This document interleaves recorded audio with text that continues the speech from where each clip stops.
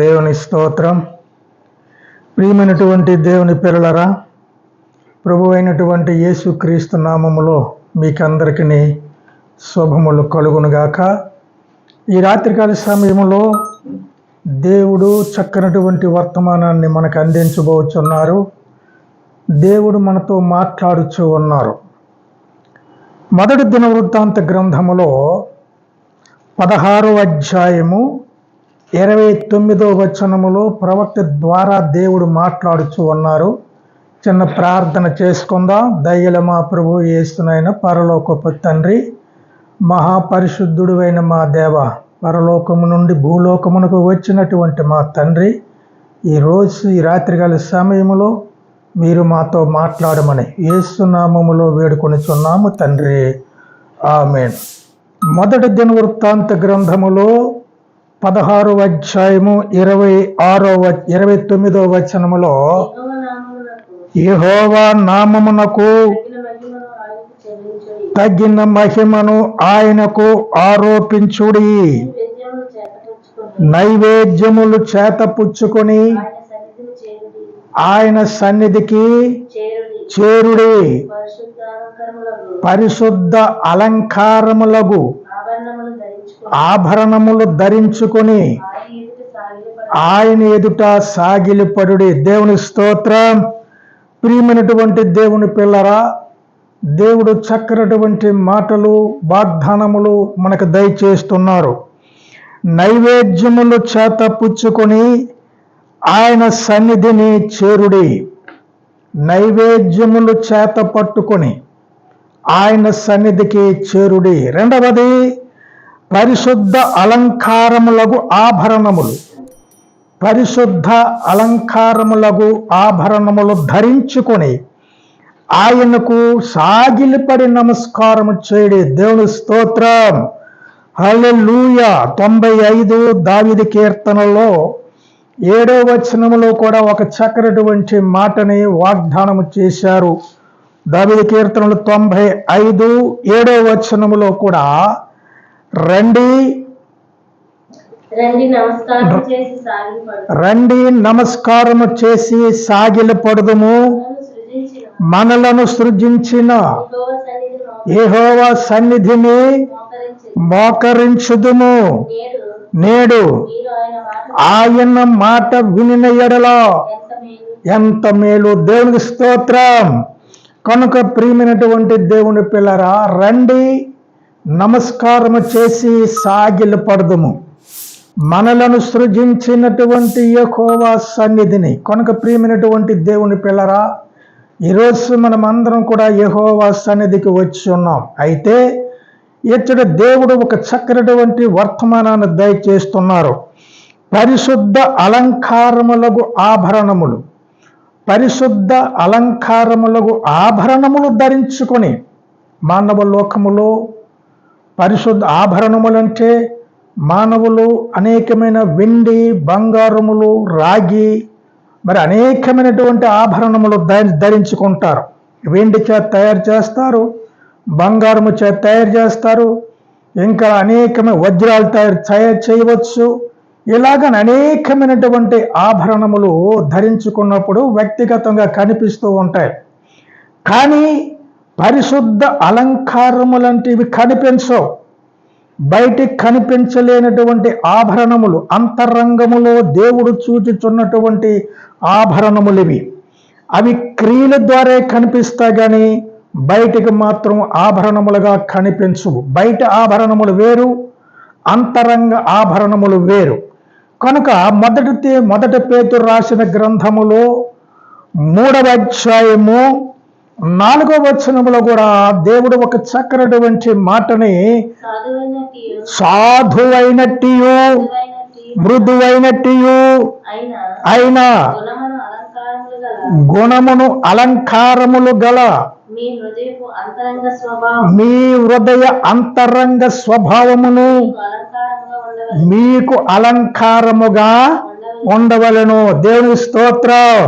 ఇది అక్షయమైనటువంటి అలంకారములు, అక్షయమైనటువంటి అలంకారములు అనగా నాశనము లేనటువంటి అలంకారములు. ఇందాక బయట ఆడంబరముగా ఉన్నటువంటి అలంకారములు నశించిపోతాయి, కానీ అక్షయమైనటువంటి అలంకారములు నాశనము గుండవు, అవి పరిశుద్ధమైనటువంటివి. కనుక పరిశుద్ధ అలంకారములు అది దేవుడు పరిశుద్ధుడు. ఎంత చక్కనటువంటి మాట! లేవియా కాండములో 19వ అధ్యాయము 2వ వచనములో దేవుడు ఒక చక్కనటువంటి మాటను మనతో మాట్లాడుచూ ఉన్నారు. నేను పరిశుద్ధుడను గనుక మీరు కూడా పరిశుద్ధులుగా ఉండుడి. హల్లెలూయా! అందరూ చెప్పండి హల్లెలూయా! నేను పరిశుద్ధుడను మీరు కూడా పరిశుద్ధులుగా ఉండుడి. యేసు ప్రభు వారు యోహాను సువార్త 15వ అధ్యాయములో 2వ వచనములోను 3వ వచనములో ఒక చక్కనటువంటి మాట మనకు తెలియచేస్తూ ఉన్నారు. యోహాను సువార్త 15వ అధ్యాయములో 2వ వచనంలో చక్కనటువంటి మాటనే తీసి పారవేయును, ప్రతి తీగ మరి ఎక్కువగా ఫలింపవలనని పనికిరాని తీగలను తీసివేయును. తర్వాత అండి, నేను మీతో చెప్పిన మాటలను బట్టి మీరిప్పుడు పరిశుద్ధులై ఉన్నారు. దేవునికి స్తోత్రం. వెండి బంగారములు చేయి వస్తువుల చేత గాని లేకపోతే మానవులు కల్పించినటువంటి పద్ధతుల వల్ల కానీ మీరు పరిశుద్ధత లేదు. ఎందుకంటే పరిశుద్ధత కావాలంటే పాపం పోవాలి. కనుక దేవుడు పరిశుద్ధుడు. సకల గ్రంథములు కూడా తెలియచేస్తున్నాయి. ఇక్కడ యెహోవా దేవుడు అంటున్నారు, నేను పరిశుద్ధుడినై ఉన్నాను, మీరు కూడా పరిశుద్ధులుగా ఉండుడి.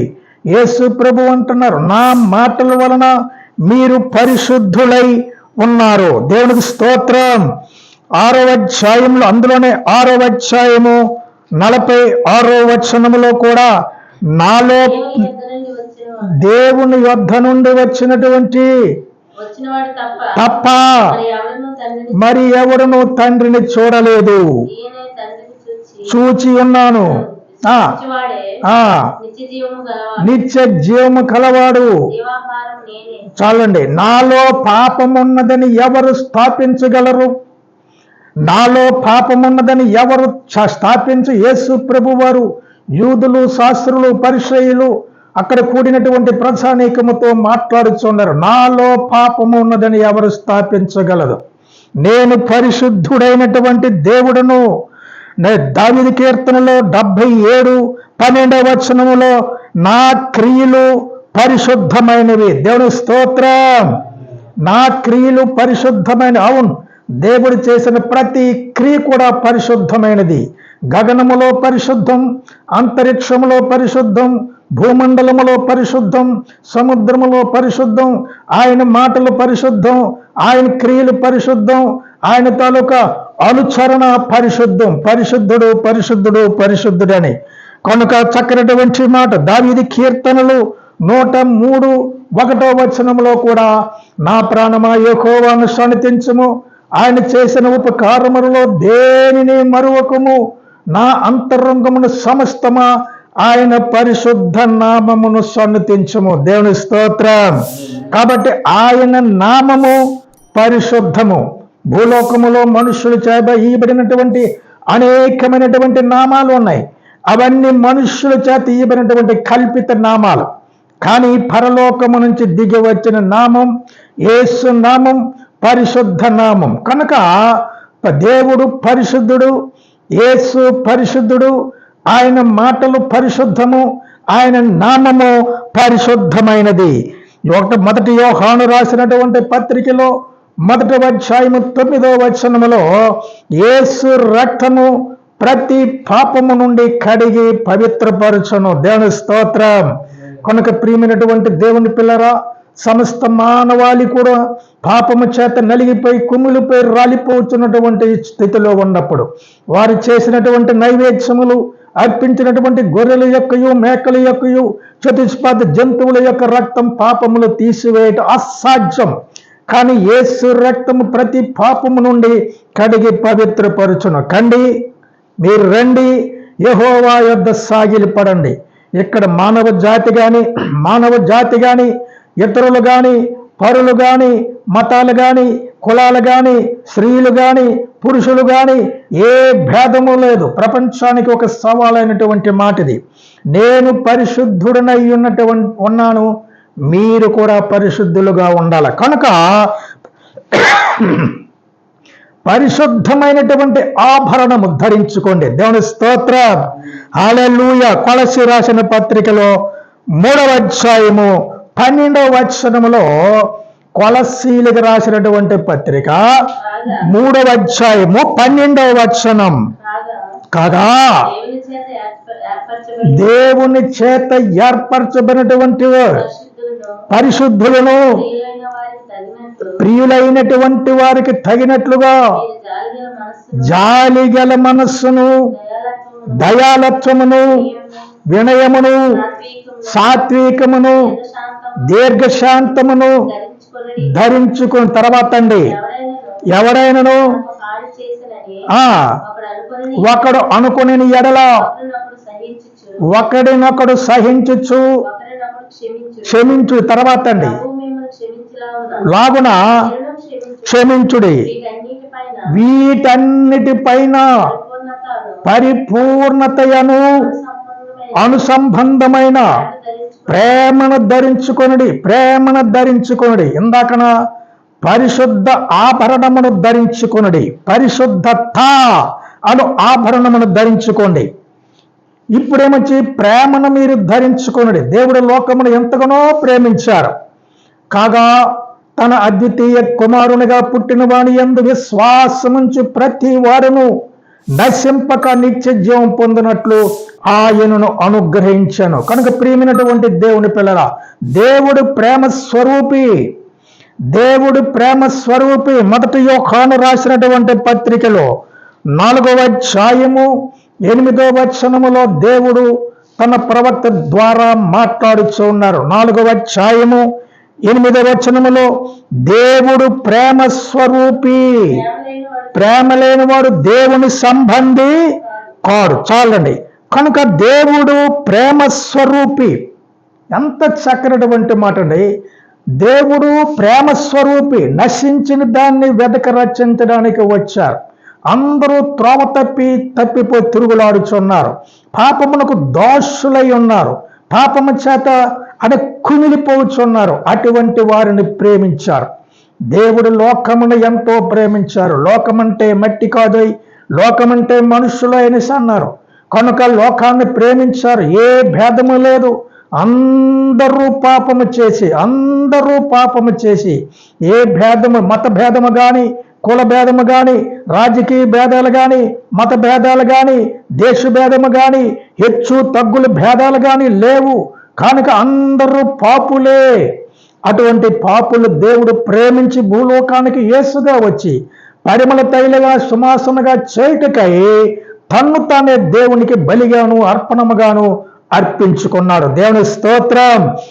అతని విలువైనటువంటి రక్తము ద్వారా, యేసు రక్తము ద్వారా, యేసు ప్రేమించి చిందించినటువంటి రక్తము ద్వారా మానవ కోటికి పరిశుద్ధత కలిగినది. కనుక ప్రేమనే ఆభరణమును మీరు ధరించుకొనుడి. అందులోనే 11వ వచనములో దేవుడు ఒక చక్కటి మాటని మనకు తెలియచేస్తూ ఉన్నారు. ఒకరిని ఒకరు నేను మిమ్మును ప్రేమించిన ప్రకారముగా మీరును కూడా ఒకరినొకరు ప్రేమించుకొనుట బద్ధులై ఉన్నారు. ఎంత చక్కటి మాట అండి. నేను మిమ్మును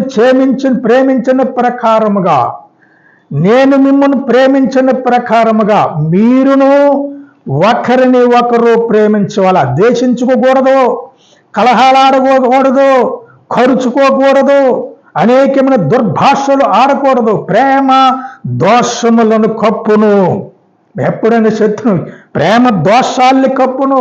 ఎంత చక్కనటువంటి మాటని. దేవుడైనటువంటి యేసు లోకము తాలూకు పాపాల్ని తల్లి కప్పినట్లుగా, ఆ యొక్క కోడి తన పిల్లలకు కప్పినట్లుగా, పరిశుద్ధ దేవుడైనటువంటి యేసు తన రెక్కల నీడ క్రింద మనల్ని కాపాడడానికి వచ్చినారు. కనుక ప్రేమ దోషములను కప్పును, ఎత్తి చూపించదు. చాలా మంది ఎత్తి చూపిస్తారు. ఎవరైనా దోషం చేస్తే, పాపం చేస్తే, ఏదో తప్పు మాట్లాడితే ఎత్తి చూపిస్తారు. కాదు కాదు, ప్రేమ దోషములను కప్పును. ఎంత చక్కటి మాట. మత్తయి సువార్త 5వ అధ్యాయము 44వ వచనములో ఒక చక్కటి మాట వ్రాయబడి ఉన్నది. మత్తయి సువార్త 5వ అధ్యాయం 44వ వచనములో, నేను మీతో చెప్పినది ఏమనగా, పరలోకమందున్న మీ తండ్రికి కుమారులై ఉండులాగున మీ శత్రువులను ప్రేమించుడి. దేవుని స్తోత్రం. ఈరోజు మనం చూస్తున్నాం, శత్రువులు కనబడితే చంపేస్తున్నారు, అనేక అవమానపరుస్తున్నారు, దూషిస్తున్నారు, ద్వేషిస్తున్నారు, అనేకమైన కోట్లంతా తిప్పుతున్నారు. ఎంత బలమైనటువంటి ప్రక్రియ ఇది. కనుక ప్రియమైనటువంటి యేసు ప్రభు చెప్పుచున్నాడు, మీ శత్రువులను ప్రేమించుడి. ఎంత చక్కనటువంటి ఉపదేశం అండి. కనుక ప్రియమైనటువంటి దేవుని పిల్లరా, ఎఫెసీ రాసిన పత్రిక 4వ అధ్యాయము 15వ వచనములో, ప్రేమ కలిగి సత్యము చెప్పుచు క్రీస్తు వలె ఉండుటకు అన్ని విషయములో ఎదుగుదుము. ప్రేమలో ఎదగాల, ప్రేమలో ఫలించాలా, ప్రేమలో విస్తరించాలా. కనుక ప్రియమైనటువంటి దేవుని పిల్లరా, ప్రేమ అనే ఆభరణమును ధరించుకొనుడి. దేవునికి స్తోత్రం. మొదటగా పరిశుద్ధ ఆభరణమును మీరు ధరించుకొనుడి. రెండవది ప్రేమ అనే ఆభరణమును కూడా మీరు ధరించుకోవాలని ప్రభు వారు చెప్పారు. కొలస్సీ రాసిన పత్రికలోనే 3వ అధ్యాయము 12వ వచనములో, ప్రియులైన పరిశుద్ధులు ప్రియులైన వారికి తగినట్లుగా జాలిగల మనస్సును ధరించుకొనుడే. దేవునికి స్తోత్రం. జాలిగల మనస్సు. జాలి అంటే కనికరము గలవారు ధన్యులు. మత్తయి సువార్త 5వ అధ్యాయం 7వ వచనములో, కనికరము గలవారు ధన్యులు, వారు కనికరము పొందుదురు. కనికరము గలవారు ధన్యులు, వారు కనికరమును పొందు. కొండ మీద ప్రసంగంలో యేసు ప్రభు వారు చెప్పారు. 1వ పేతురు రాసిన గ్రంథములో 2వ అధ్యాయము 9 నుంచి చదువుకుంటే ఆశ్చర్యమైనటువంటి జీవితములో మనం నడిపిస్తుంది. మునుపేమొచ్చి మేము దేవునికి దూరస్తులుగా ఉన్నప్పుడు అయితే మీరు చీకటిలో నుండి ఆశ్చర్యకరమైనటువంటి తన వెలుగులోనికి మిమ్మల్ని పిలిచిన వాని గుణాతిశయములను ప్రచురము చేయని ఏర్పరచబడిన వంశమును, రాజులైన యాజక సమూహమును, పరిశుద్ధ జనమును, దేవుని సొత్తైన ప్రజలై ఉన్నారు. తర్వాత అండి, ఒకప్పుడు దేవుని ప్రజలైతే, తర్వాత అండి, ఒకప్పుడు కనికరింపక ఇప్పుడు కనికరింపబడి దేవుని ప్రజలుగా మారిపోయారు. దేవుని స్తోత్రం. ఎంత కనికరం అండి, ఎంత కనికరం. గుడ్డివారిని చూసి కనికరించాడు యేసయ్య, మోగవారిని చూసి కనికరించాడు యేసయ్య. సకల ప్రజలు సకల అనారోగ్య పరిస్థితుల్లో ఉన్నప్పుడు కనికరించి వారిని స్వస్థపరిచారు యేసునాథుడు. జగన్నాథుడు ఆయన, సమస్తమును ఎరిగినటువంటి వాడు, సమస్తమును తెలిసినటువంటి వాడు, పరిశుద్ధుడు ఆయన. కాబట్టి పరిశుద్ధుడు మానవ లోకానికి శరీరమును దాల్చుకొని వచ్చి అందరినీ కనికరించి ప్రయాసపడి భారం మోసుకొని చున్నటువంటి వారారా, నా యొద్దకు రండి, నేను మీకు విశ్రాంతిని కలుగు చేదునని సెలవు చేశారు. 6వ లోకా సువార్త 6వ అధ్యాయము 36వ వచనములో చక్కనటువంటి మాటని తెలియచేశారు. మీ తండ్రి కాబట్టి మీ పరలోకపు తండ్రి కనికరము గలవాడు గనుక మీరును కనికరము గలవారుగా ఉండు. దేవుని స్తోత్రం. యేసు ప్రభు, నేను కనికరము గలవాడును, నేను కనికరించే దేవుడును, దీనులను కనికరించే దేవుడును, పడిపోయిన వారు ఉద్ధరించడానికి కనికరిస్తున్నాను, ఓడిపోయిన వారికి విజయమును చేకూర్చే కనికరము నేను చూపిస్తాను. బలహీనంగా ఉన్నారా? కనికరిస్తాను. వృద్ధులై ఉన్నారా? కనికరిస్తాను. రోగులై ఉన్నారా? కనికరించి స్వస్థపరిచాను. సమస్యల్లో ఉన్నారా? దిగులుతో ఉన్నారా? నేను కనికరించి నేను మీ సమస్యలు తీరుస్తాను. కనుక యేసు ప్రభు కనికరము గల దేవుడు కనుక మీరు కూడా కనికరము గలవారై ఉండు. ఇది ఒక ఆభరణము. కనికరం అనేది పరిశుద్ధ ఆభరణము, అలంకారం. ఇది 4వదిగా సమాధానము. మత్తయి సువార్త 5వ అధ్యాయము 9వ వచనములో సమాధానపరుచువారు ధన్యులు, వారు దేవుని కుమారులు అనబడదరు. మత్తయి సువార్త 5వ అధ్యాయం 9వ వచనములో సమాధానపరుచువారు ధన్యులు, వారు దేవుని కుమారులు అనబడదురు. ఎంత బలమైన దేవుని కుమారులు! దేవుని రాజ్యమునకు వారసులు, దైవ రాజ్యములో మహిమ పొందినటువంటి వారు, నిరంతరము జీవించినటువంటి వారు వారే. కాబట్టి సమాధానపరుచువారు ధన్యులు, వారు దేవుని కుమారులు అనబడతారు. దేవుని నరుల కుమారులు కాదు, దేవుని రాజ్యమునకు హక్కుదారులు వారు. కనుక ప్రియమైనటువంటి దేవుని పేర భూలోకములో సమాధానము లేదు. ఇప్పుడు యుద్ధాలు జరుగుతున్నాయి. సమాధానము కావాలని వెదుకులాడుచూ ఉన్నారు. కానీ అన్ని దానముల కంటే సమాధానము గొప్పది. మానవ లోకాన్ని తీర్చిదిద్దుతుంది, మానవ లోకానికి మంచిని చేకూరుస్తుంది సమాధానము. కనుక ప్రియమైనటువంటి దేవుని పిల్లరా, ఒక చక్కనటువంటి మాట, ఒకనితో ఒకడు సమాధానముగా ఉండుడి. మొదటి దశలో రాసిన పత్రికలో 5వ అధ్యాయం 13వ వచనములో ఒకనితో ఒకడు సమాధానము, ఒకనితో ఒకడు సమాధానం. నిజమే, ఈ రోజుల్లో ఇంటిలో సమాధానము లేదు, సమాజములో సమాధానము లేదు, గ్రామములో సమాధానము లేదు, రాజకీయములో సమాధానము లేదు, ఉద్యోగాల్లో సమాధానము లేదు. కాబట్టి ఎక్కడ కూడా సమాధానము లేదు. కనుక ప్రియమైనటువంటి దేవుని పిల్లరా, దేవుని సువార్త, యేసు దేవుడు నీకు సమాధానమును, మీ హృదయానికి సమాధానం, మీ మనస్సుకు సమాధానం, మీ జీవితానికి సమాధానం అనుగ్రహించడానికి వచ్చారు. నేనే సమాధానమునకు కర్తయొక దేవుడు యేసు. ఆయన వైపు చూస్తూ మనం ప్రయాణము చెయ్యాల. కనుక సమాధానం అనేది ఒక ఆభరణము వంటిది. ఇది ఒక పరిశుద్ధ ఆభరణము. కొలస్సీ రాసిన పత్రికలో 3వ అధ్యాయము 13వ వచనములో కూడా ఎవడైనను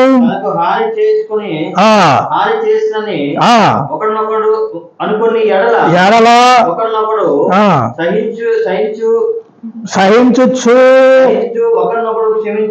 తర్వాత అండి క్షమించులాగున తర్వాత వీటిపైన అనుబంధమైన ప్రేమను ధరించుకోండి. చాలండి. కాబట్టి దీర్ఘశాంతము ధరించుకొనుడి. దేవుని స్తోత్రం.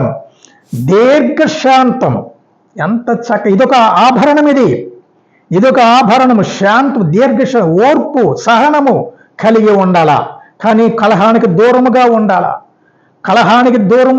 నిందలకు దూరముగా ఉండాలి, వ్యసనములకు దూరముగా ఉండాలా, నాతని పరభాషకు దూరముగా ఉండాలి. దీర్ఘశాంతము, ఓర్పు అనేకమైన ద్రోహ కార్యములు జరగకుండా చూస్తుంది. కనుక నిర్గమకాండములో 34:6 వచనములు కూడా యెహోవా కనికరము గల దేవుడు. దేవుని స్తోత్రం. దేవాని కనికరములు శాశ్వతమైనవి, నీ కనికరములు శాశ్వతమైనవి, తరతరములు ఉండవి నీ కనికరములు. ఈ జాలిగల మనస్సు, కుష్ఠరోగును కనికరించో స్వస్థత దయచేశావు. దెయ్యాలు పట్టినటువంటి వారిని కనికరించో స్వస్థపరిచావు. అనేక మంది రోగులను తీసుకుని వచ్చినప్పుడు వారిని కనికరించో స్వస్థపరిచావు. పాపులు వచ్చారు, జక్కే లాంటి పాపులు వచ్చారు. దేవా నేను పాపిని, నన్ను కనికరించమని. అనేకమైన పాపులు తండోపతండములుగా వచ్చినప్పుడు వారిపై కనికరమును జాలి చూపి వారికి క్షమించావు తండ్రి, వారిని రక్షించావు. దేవునికి స్తోత్రం. కాబట్టి దీర్ఘశాంతము ఎంత శాంతమో! ప్రయాసపడి భారం మోసుకొనిచున్నటువంటి వారులారా, నా యొద్దకు రండి, నేను మీకు విశ్రాంతిని కలుగు చేస్తామని సెలవిచ్చారు.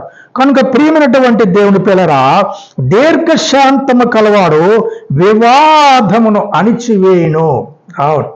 సామెతలు రాసిన గ్రంథములో 15వ అధ్యాయం 18వ వచనములో దీర్ఘశాంతము కలవారు వివాదములు గాని కలహములు గాని మత్సరములు గాని ఏవీ రేకెత్తించకుండా సమాధానముతో ఆయన మరి ఆ సంఘములో నిలబడతాడు.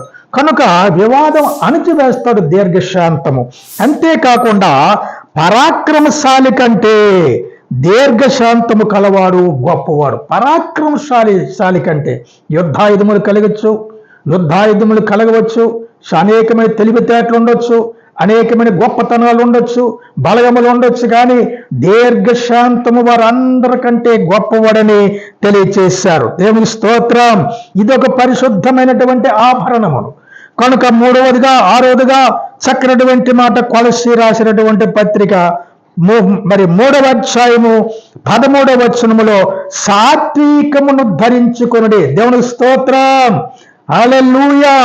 సాత్వికమును ధరించుకొనుడి. మత్తయి సువార్త 5వ అధ్యాయం 5వ వచనములో సాత్వికులు ధన్యులు, వారు భూలోకమును స్వతంత్రించుకుంటారు. ఎంత చక్కనటువంటి మాట.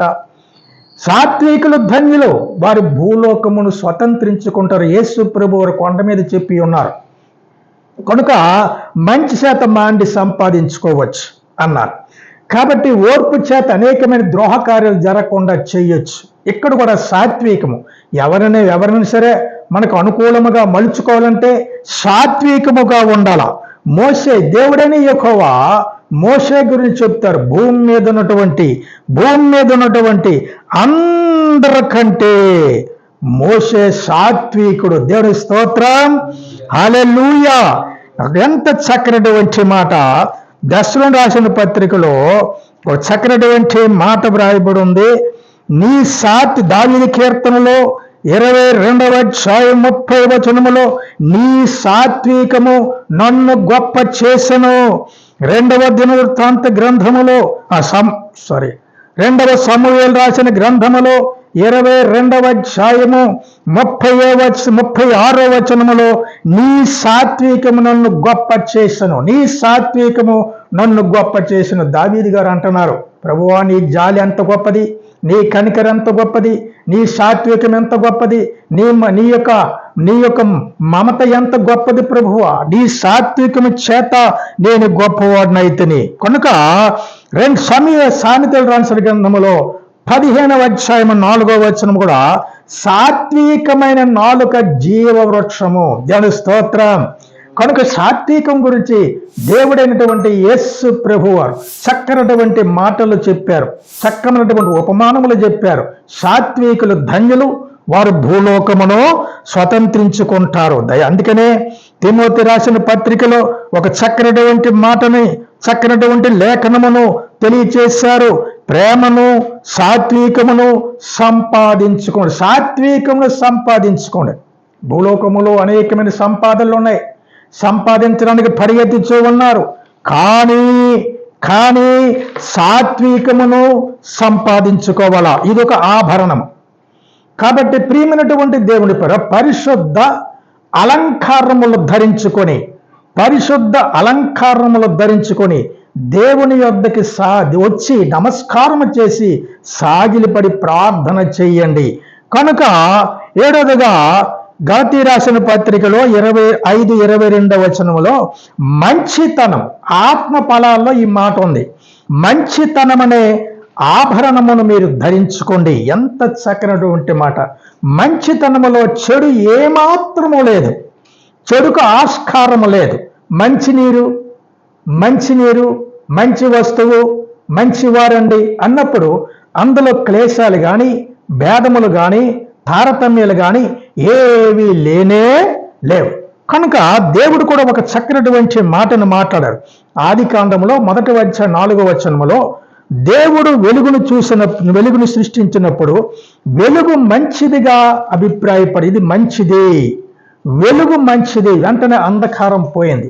అలాగనే ఎంత చక్కని దేవుని నోట నుండి వచ్చినటువంటి ప్రథమ మాట ఏంటంటే మంచిది. ఎంత బలమైనటువంటి మాట. పరిశుద్ధ గ్రంథములో సామెతలు రాసినటువంటి వారి గ్రంథము 22వ వచనములో చక్కనటువంటి మాట ఏంటంటే, అని సిరి సంపదల కంటే, ధనధాన్యముల కంటే, గొప్ప ఐశ్వర్యము కంటే మంచితనము చాలా గొప్పది. ఏ దేవుని స్తోత్రం, హల్లెలూయా.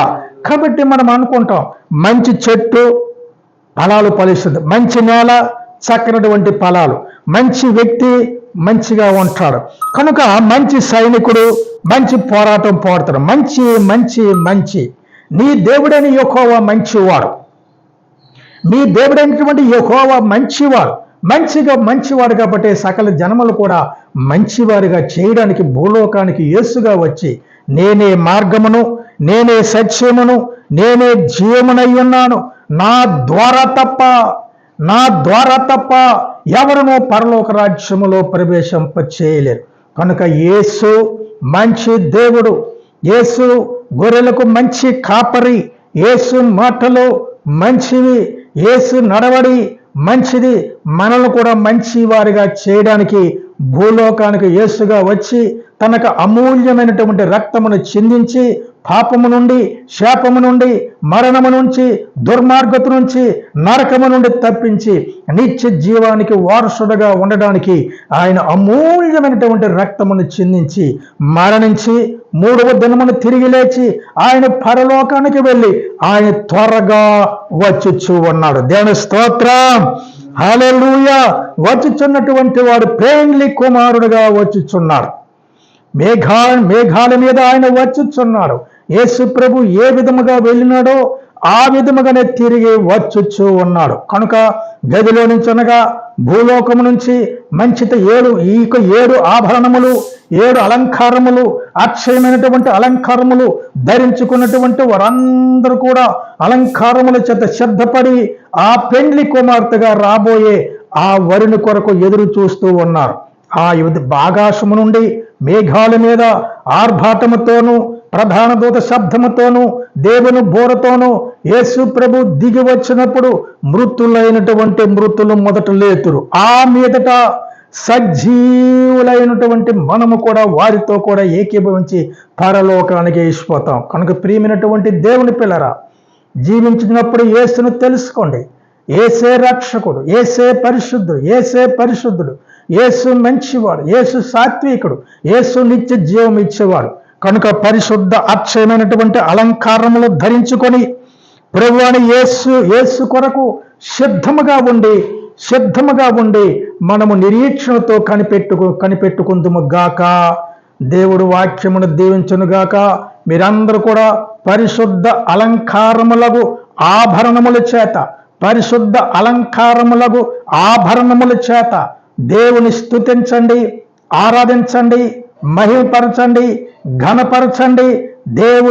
దేవుని స్వరూపము మహిమగా మీకు కప్పబడుతుంది. అటువంటి ఘనత, అటువంటి గొప్పతనం మీకందరికీ కలుగును గాక. ఆమేన్. దేవుడు పరిశుద్ధ వాక్యమును దీవించునుగాక. ప్రియమైనటువంటి దేవుని పిల్లరా, మీకందరికీ దేవుడు సంపూర్ణముగా దీవించునుగాక. ఆమేన్. హల్లెలూయా.